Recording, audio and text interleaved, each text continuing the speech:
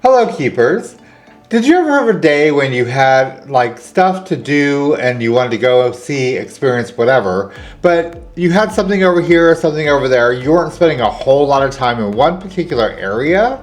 Well, that's how our day began, and well, it kind of evolved and turned into the best day ever. Mike the Bee, the music. So our day started out where we were making our way over to Disney Springs because they were having another make and take event. So we did do this back in the month of February, and it was to celebrate Valentine's Day. So the make and take event item that you were making out of Lego was the little Valentine's Day heart. So these events are free. As long as you're 6 years or older, you're able to go to the store. They typically are from noon to 2. While supplies last, of course. So if you get there and they run out, they run out. You're just out of luck. So we ended up coming for the free build, which was part of the F1 racing line kind of launch. We got here around 12:30-ish, but they cut off the line at 12:35. They were out of the kits. So like they said, it is first come, first serve. When they run out, they run out. So they were out within 35 minutes of beginning at noon. We got to check out the Formula One collection. Like I said, there was two actual cars that were put together. I mean, they're good size. They looked really, really cool. So if you're into that sort of thing, you need to check out this collection from Lego. It was really, really awesome. So like I said, we were there and we did decide to pick up a few things for ourselves. So one of the things I saw, and I was trying to get my partner for our anniversary, was Hey Hey. So they do have Hey Hey. You can build him as a character now out of actual Lego pieces. I was super excited when I saw this in the store. I was like, I've got to get one of these for him because this is his spirit animal. He will tell you himself that's not made up.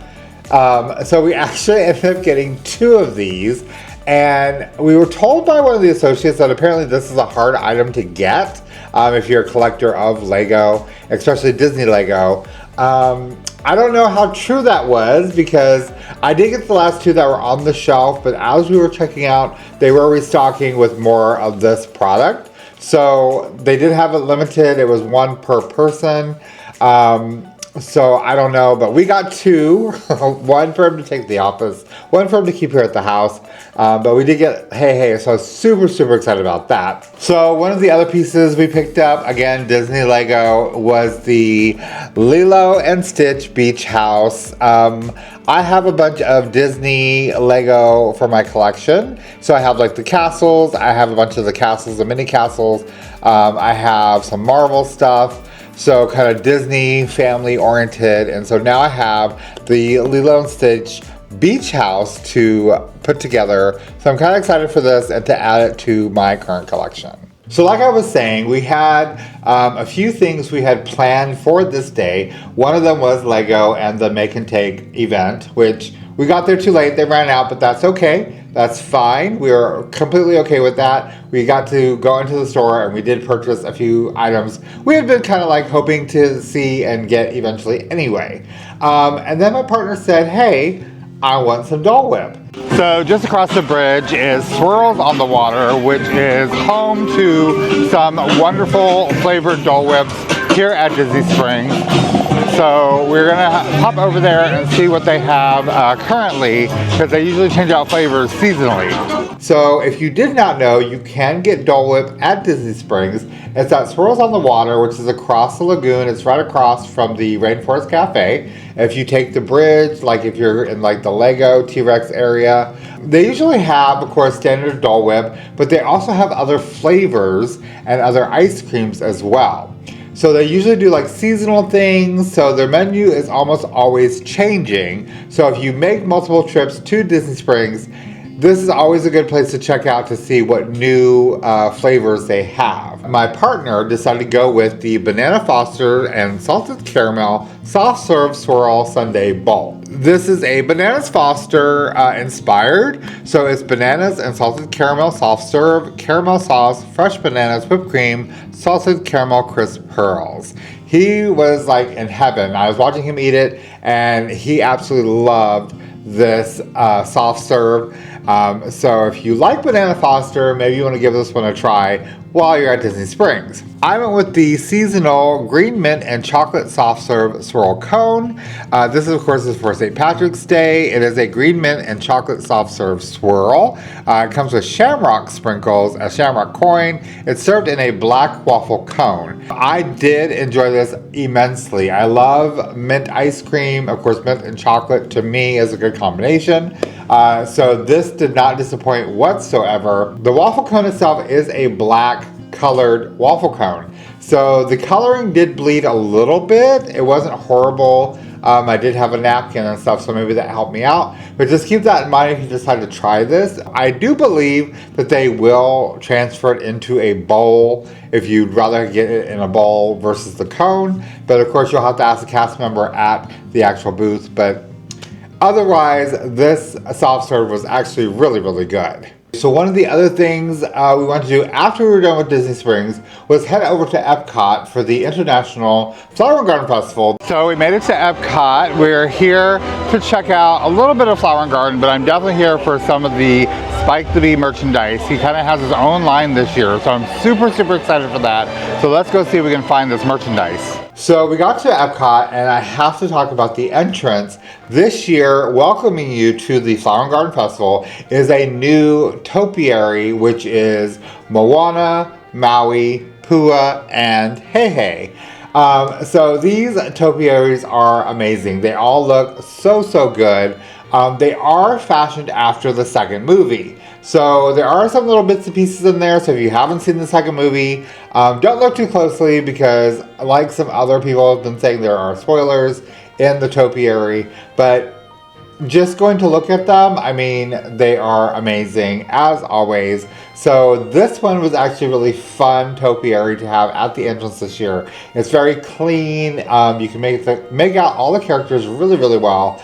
They do say it lights up really nice at night, so I hope to get back in time to see what that looks like because I heard it's absolutely amazing. So we made our way into Epcot, and the first place I wanted to go to was Commodore Hall. So during the International Festival of the Arts, Commodore Hall was transformed into a celebration of Disney on Broadway. It was an amazing display, but they did have a small section of merchandise. So I was kind of thinking, okay, well, let's go there first and see what they did, and then also see what merchandise they have in the hall, maybe hopefully coinciding with Spike. So we did make our way over there. The hall is done very nicely for this festival. They of course have the little like kind of food like booth station inside. They have a lot of seating for this festival inside, which to me makes sense because the weather's going to start changing. It's going to start getting warmer. People are going to be looking for those indoor places to escape the heat as it cranks up over the spring into the summer, which this festival kind of runs into. They also have a lot of kind of little things set up to talk about this festival. So this is 30 years of the Garden Festival, and that's their kind of main focus, which makes sense.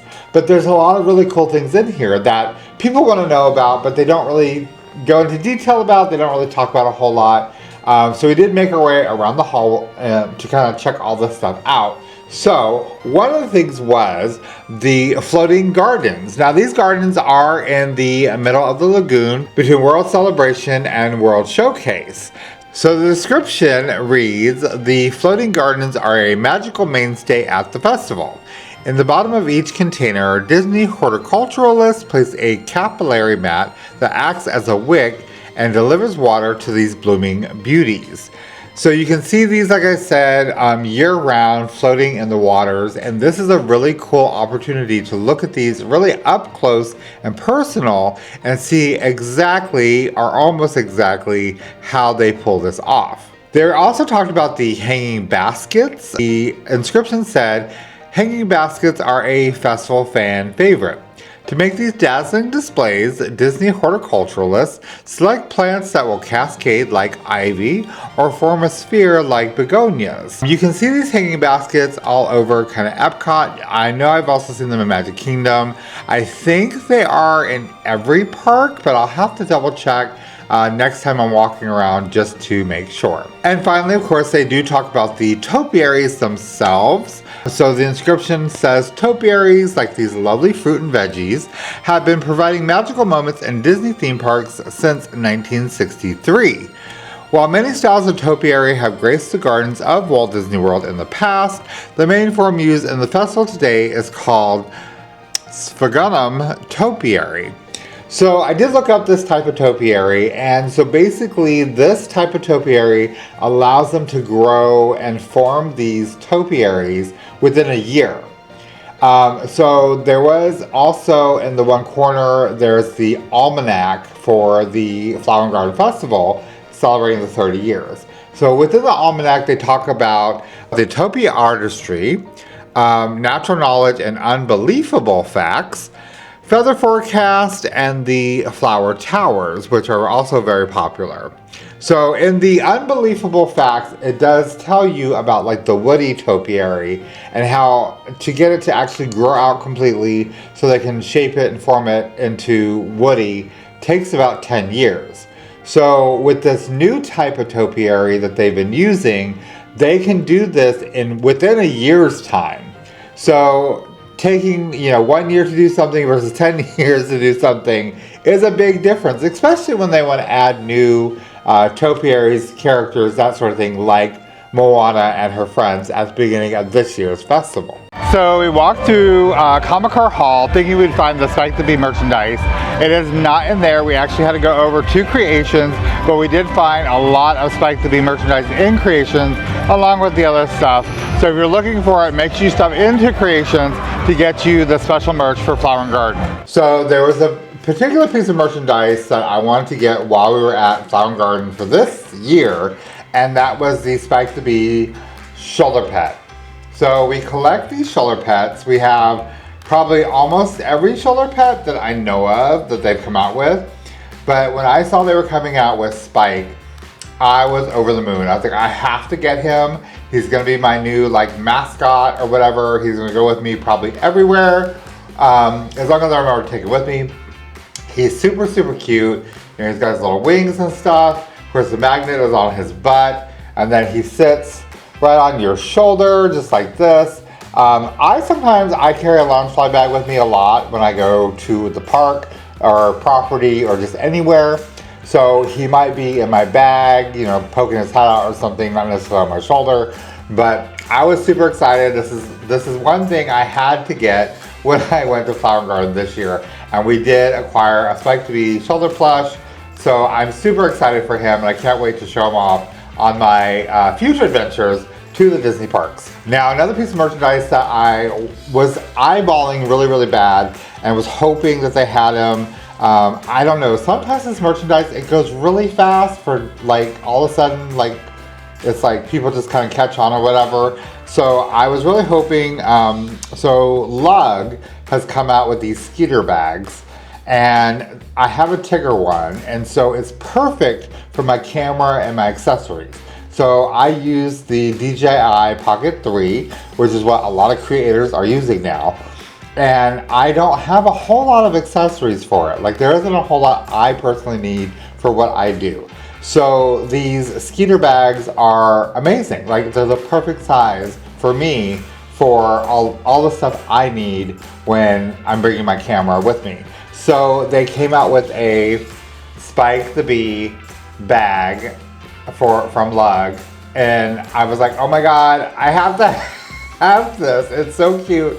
He's got his little wings on the back. Of course, it's the logo for the 30th anniversary of the festival. It's on there as well. But these bags, like they're, for me, like I said, it's for me. It's the perfect size. Like my camera fits in here, my attachments fit in here.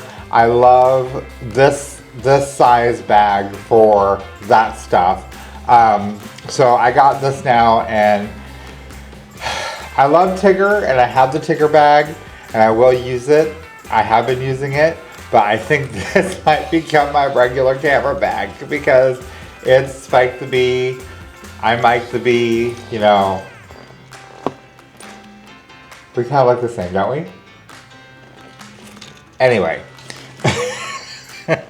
So we acquired the merchandise we were looking for and not looking for, and we decided to just do a quick walk around just the immediate area. Of course, we had to look for the Donald Duck topiary because Spike is on his nose on that topiary. He is located more towards like Guardians in that area this year. He's in what they're calling the community garden. And so it's to teach you how you can actually grow gardens within different communities. You don't necessarily have to have like a farm or a big area or anything to make these gardens. So that's what I also love about this festival, because it teaches you that, you know, you don't necessarily have to have a big patch of land to do, you know, something really, really cool or really, really nice to involve, you know, plants and, you know, fresh vegetables and herbs and stuff.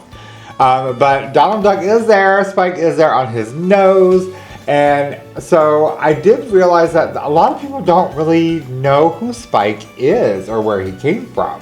So the quick answer for that is Spike, who is sometimes referred to as Buzz Buzz or Barrington, is a bee who often tormented Donald Duck in several cartoons from 1940 to the early 1950s. He did also torment Pluto in the short Bumblebee. So Spike has been around for a while. He did have a few different iterations of how he looked. Of course, he's been evolved into how most of us know him today. You know, this cute, like, kind of like, big, kind of like, you know, round nose and the bright yellow and the round face and stuff. So that's how most people know him today. But he did have a few iterations along the way, like most Disney characters. So that's where Spike has come from, and he's becoming a staple here at the Flower and Garden Festival. So we did continue our little walk around kind of the World Celebration area mostly. We did see a few more of the character topiaries that have been there for quite a couple years now. But we came across a new garden, which is the Emotions Garden. This, of course, is in correlation with Inside Out 2. So it was really, really cool because they had these big kind of round planters. They were all colored to match the emotion. Of course, each one has a little thing in it that tells you about, of course, the emotions themselves, these different plants, how they convey these different emotions. So that was a really cool and different take on plants and gardens that I don't think anybody really thought about before, like how plants really can be emotional or evoke emotion. There was a planter to the side of the main display. The planters were white, and so there was no like card or anything in that planter. But I kind of think that that was supposed to be either Riley from Inside Out or you and me. Like, that's us, because in these planters we're all kind of like mix and match different plants. It wasn't just a single plant like the other planters had. So I guess the idea is like, okay, these are all the different emotions and the different plants that kind of symbolize those emotions. And then if you kind of put those together, this is what creates you. And then, so that's these emotions together in one plant or one planter. So it's just a really cool and a different display. So if you're there, check out the Emotion Garden and all the other gardens at the festival. Well, our time at EPCOT had come to an end, and we were really, really hungry. So we were kind of thinking maybe we should just go ahead and eat while we were there, you know, on property. One of the places that came to mind to me was Coronado Springs. It was really close to EPCOT. We've eaten at some of the other locations at Coronado Springs. And one of the things we're trying to do is eat at more locations that we have not been to yet. There are a lot of good locations on Disney property if you're looking for something to eat. Everything from the quick serve, the walk-up windows, to the fine dining. But we seem to always end up at the same places. So I was thinking, and I was like, you know, we haven't been to the new restaurant that's out on the lake at Coronado Springs. You know, it's right around the corner.